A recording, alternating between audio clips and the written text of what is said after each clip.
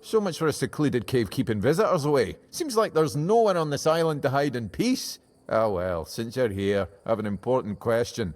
Do you have any food?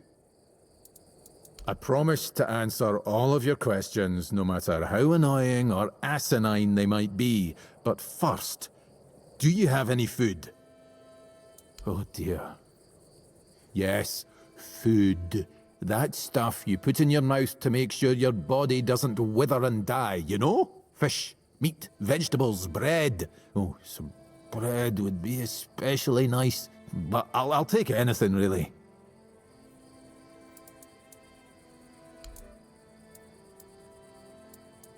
Thanks. I'll be forever indebted to you. But don't expect much. The only payment I can offer you is seashells, or, you know, access to an infinite well of ancient druidic wisdom. I'd rather you choose wisdom. I threw out my collection of seashells a few days ago after I stepped on them with my bare feet. Much better. A time for a nap. Oh, except you're still here. Oh no, don't tell me you still have questions. Well, I live here, obviously. Why not? It's a perfectly good cave, albeit a bit drafty and damp. Well, it could be better, to be honest, but we can't all live in mansions, can we?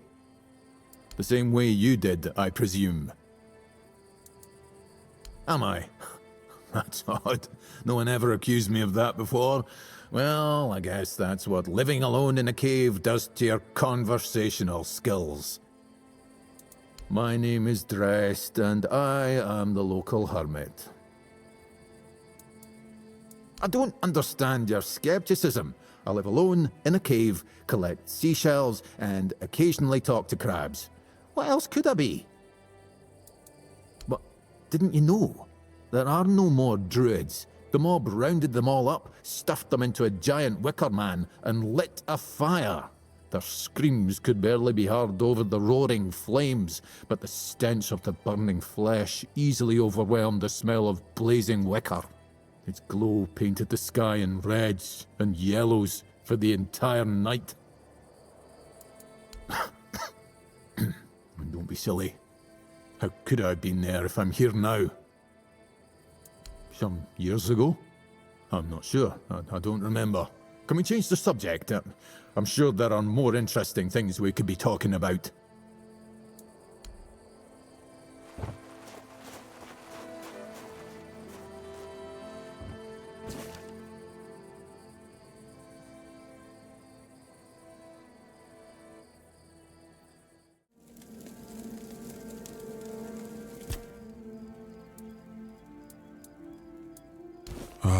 The horns of the south, the crown jewel of these lands. We had barely laid the foundations of Tainted Grail when Seawall and his men had already built a lighthouse, eager to guide our ships to them. He always had a competitive spirit. Of course, it helped that he took every sailor from the homelands with him, along with a handful of knights, so they could learn from one another. And thus, the Keepers of the South were formed. I decreed that every sworn keeper would stand as an equal to a Knight of the Round Table. I doubt they still honor that law. But I am glad to see the keepers grown. In my time, there was only a lighthouse and barracks. I suppose it has. A pity it has become a hunting ground for bandits. But do not worry, my friend. Let us walk this path and make me whole again. I will restore this island to the glory it deserves, the King's Road included.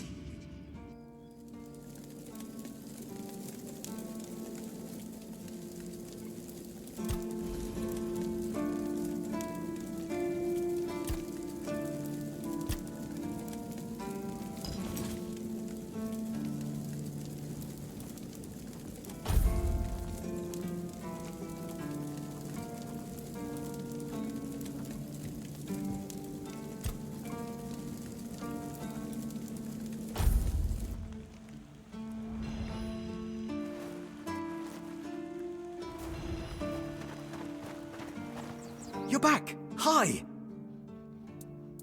I told you, Ron is a good guy. And here's a little something for you. You know I pay well.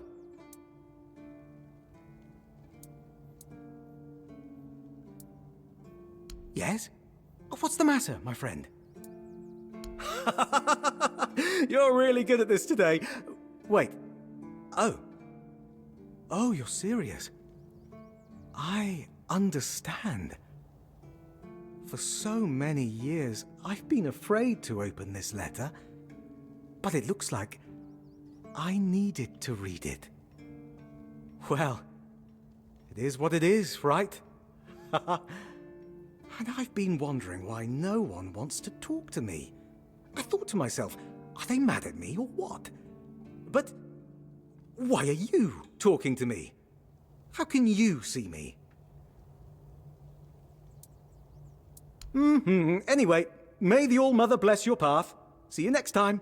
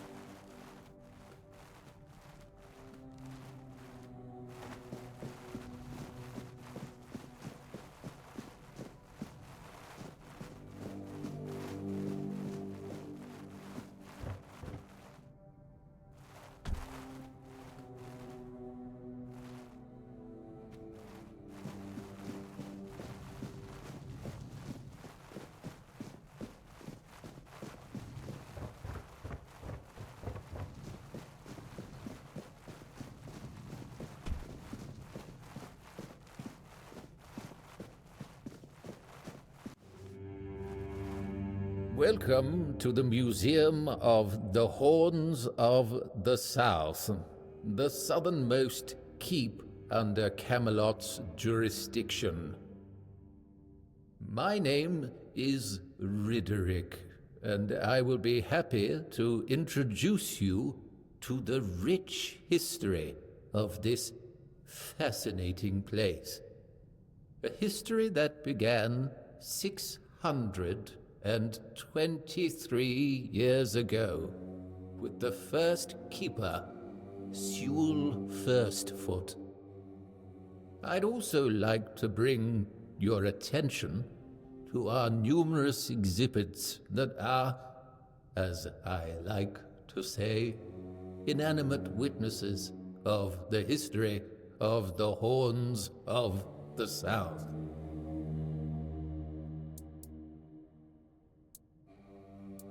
I have to admit that local fauna is not one of my main areas of interest, but I do know the answer to this question, as it is rooted in the history of the Horns of the South.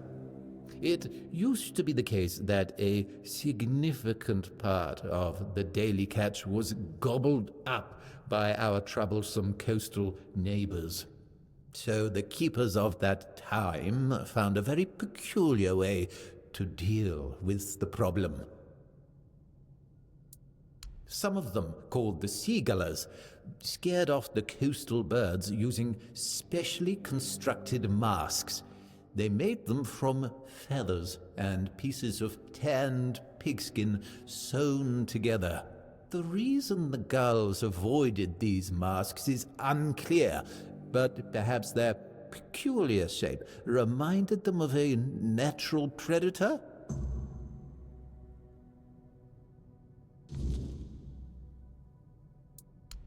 you mean the document with information about the course, weather, position, and speed of the ship, as well as all of the stops and other occurrences kept by the captain or the first mate? More specifically, the document from the bridge of the Andraste, which sank tragically in nearby waters in the year 513. Indeed, we have it. Please wait here. Here it is, though I doubt those records will tell you anything, since the weirdness surrounding Avalon made sailing impossible. The knowledge of the precepts of navigation has been forgotten. Oh, no, we know that. You should have mentioned that you're looking for the wreck of the Andraste rather than the logbook. Every keeper knows that the Andraste was swallowed by the ocean. It's near what's currently known as Smuggler's Bay. Here, I'll mark it on your map.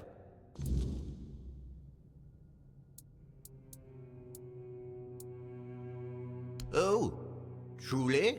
I never expected to hear such a naive question.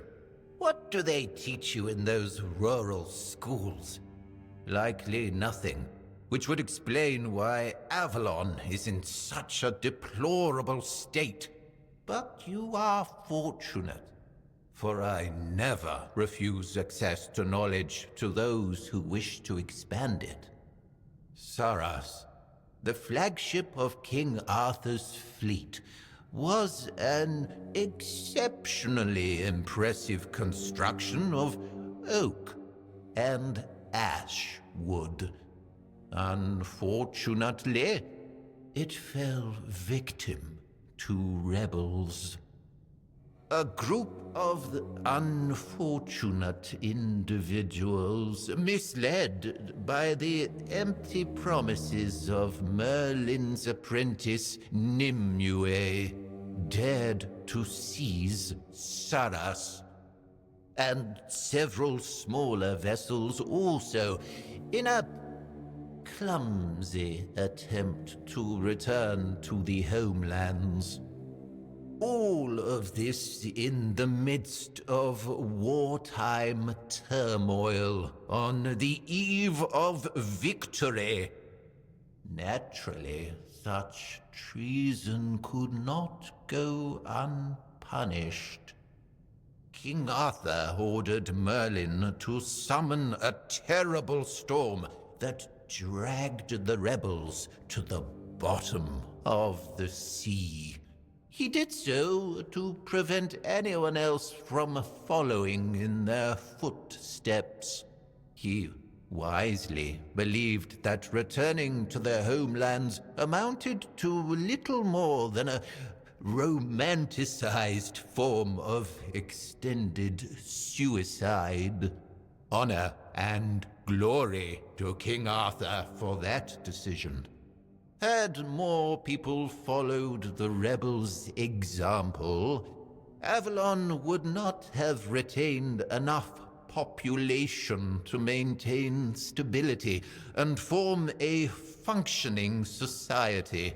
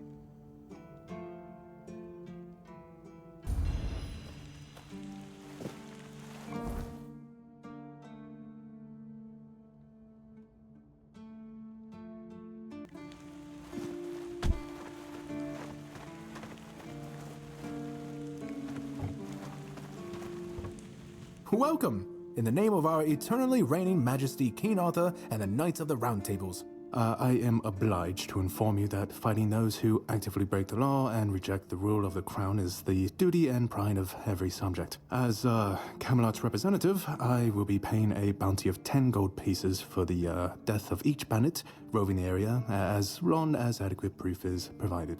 I also recommend checking the bounty board for information on wanted criminals, especially those considered particularly dangerous. Please, state your business. Oh, someone finally checked out the notices I was posting on the board. Do you keep bandits' fingers as trophies? I would. That's correct. My name is Killian. I was sent here from the capital to see how the Horns of the South are handling the bandit problem, and also to encourage the keepers to fight. The situation with the Pict and Del Rita savages is precarious. Too bad we can't get rid of them as easily as we did the Druids. There have also been rumors that we might soon have a civil war on our hands, so Camelot cannot afford to spread our forces too thin. I don't really have much more to tell. It's hard to get any updates here. I only know that the new Lancelot has not been very popular, and that's putting it mildly. The Witch Morgaine would have been burnt at the stake long ago if everyone weren't so afraid of her. And then we have the commoners who seem to keep forgetting their place, and loudly demanding changes. Everything is falling apart.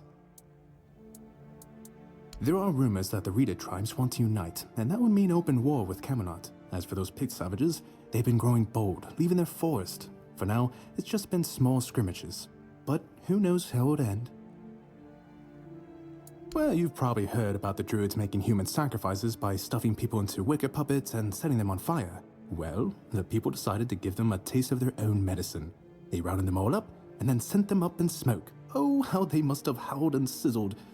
Too bad I couldn't see it.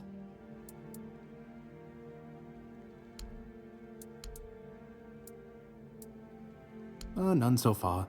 The keepers don't want to risk being turned into pincushions for a mere 10 gold pieces. Besides, the captain banned them from leaving the Horns of the South without a good reason. Too many bandits and not enough keepers. Well, Camelot would send a group of knights with Sir Galahad at the head, and he's not interested in half measures. He'd probably burn down half the garrison, or hang them. He's done both. By the way, did you know that people who are hanged rarely die from strangulation? Usually the sudden jolt causes the backbone to snap, which separates the head from the body. A while ago I saw someone hanged in the village, and it's true. One snap, and it's done. No matter what you say about him, he's very efficient. Brutal, even by my standards, but efficient.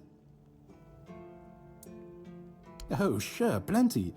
Did you know that apparently if you cut off someone's head, they don't die straight away, but remain conscious for a few moments? If someone dies in a damp, closed-off space, sometimes, but very rarely, their body creates a thin layer of wax on the surface of the skin. I heard that a body decomposes in water 4 times faster than on land. I need to think. If I remember anything, I'll let you know. Go. Oh, hey, before you go, I can see the bloodlust in your eyes, you know. It takes one to know one. So here's some friendly advice, free of charge. If you're seeking scum to slay, you'll find bandits in the ruins of a merchant settlement nearby. It's worth visiting if you haven't already.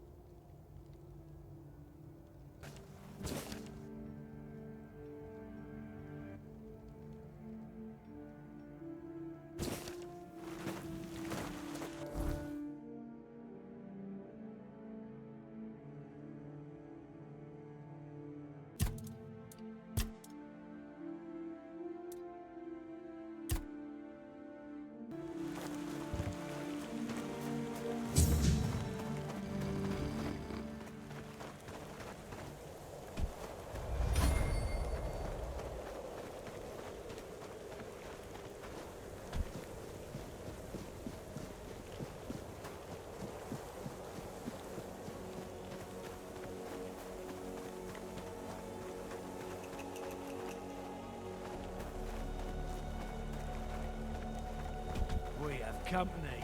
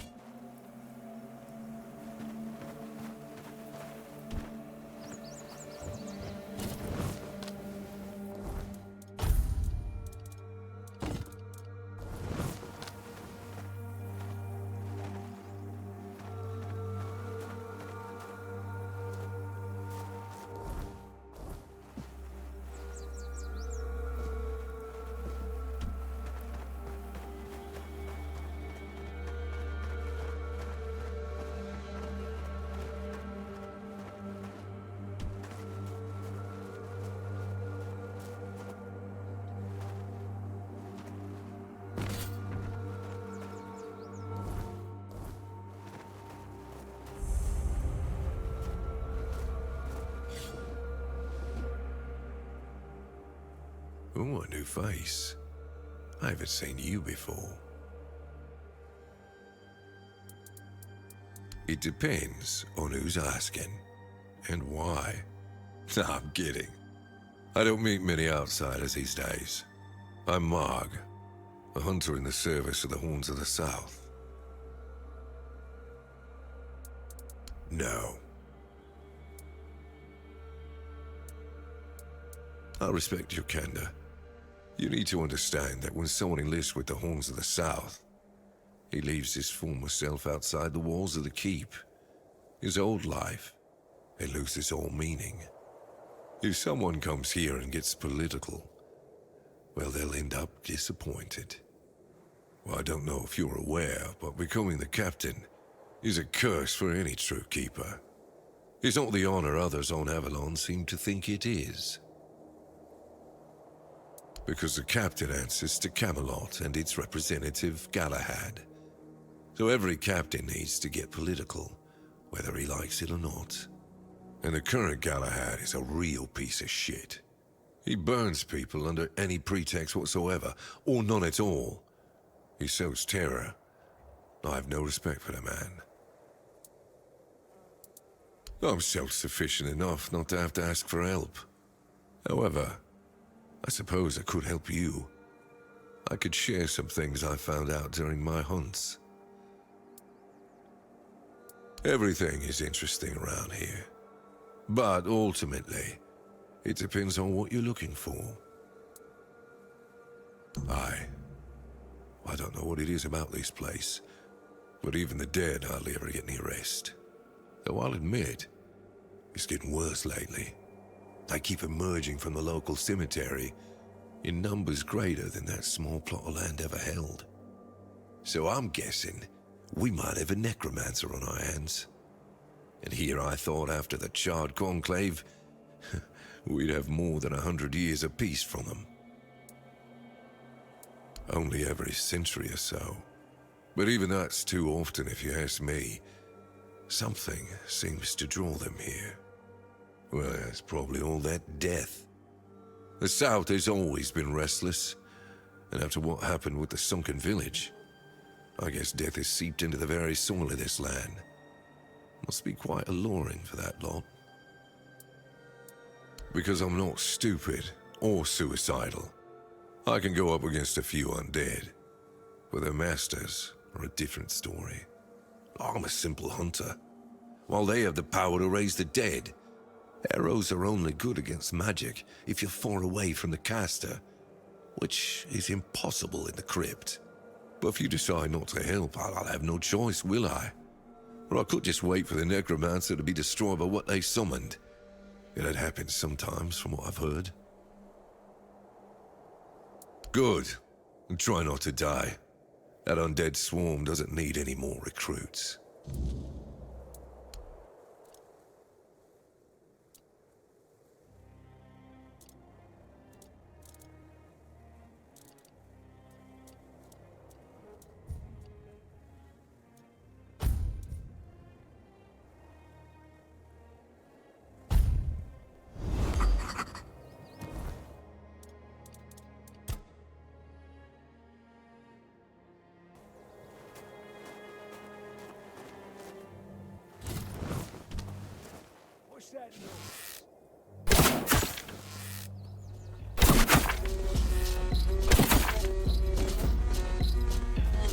We'll make short work.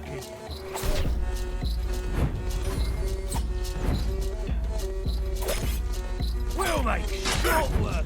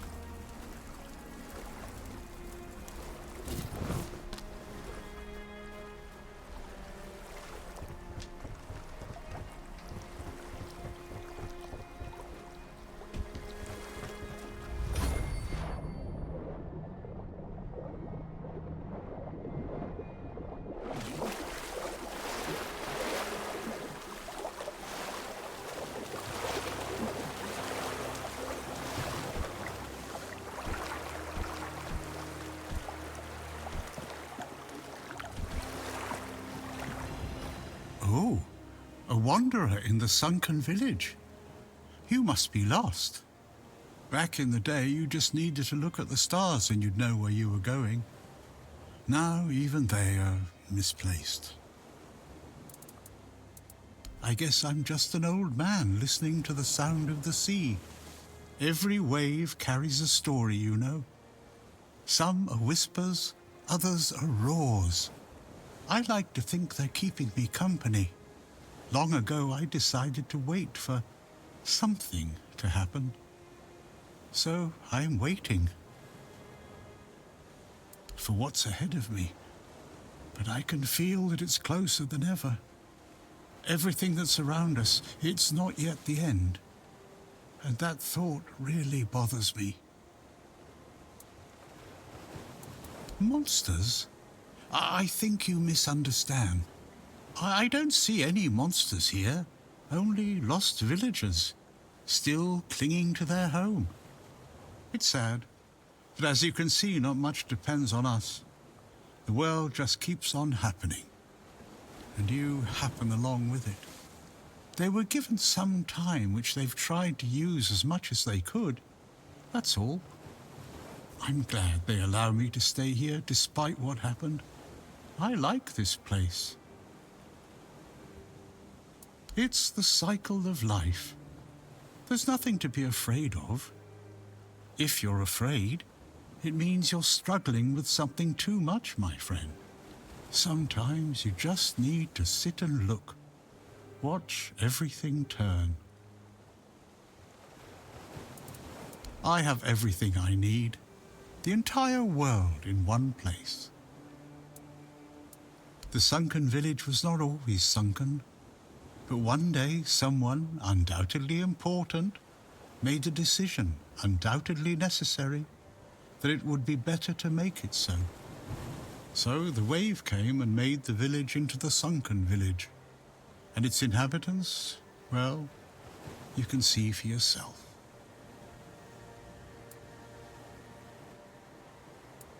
You'd have to ask those responsible for the flood. Who knows what's going through people's heads? Maybe someone ordered them to do it. We'll never know. That's a good question. Maybe they burnt during the charred conclave. Maybe not. Nevertheless, the punishment was delivered and justice prevailed. Once again, the world was made a better place. At least that's what those who set fire to the stakes preach. All in the name of the Word.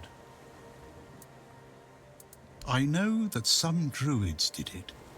Specific individuals, although their names have long been forgotten. This is no great mystery, my friend. Long ago enough for people to have no chance of discovering why it happened, and yet recently enough that this place still reminds us of it. Now the village is what it is, and the past has washed away. At least it can still be home for them. And I'll stay and look. These are interesting times indeed. Before you go, I would like to ask you one thing. Who are you? I understand.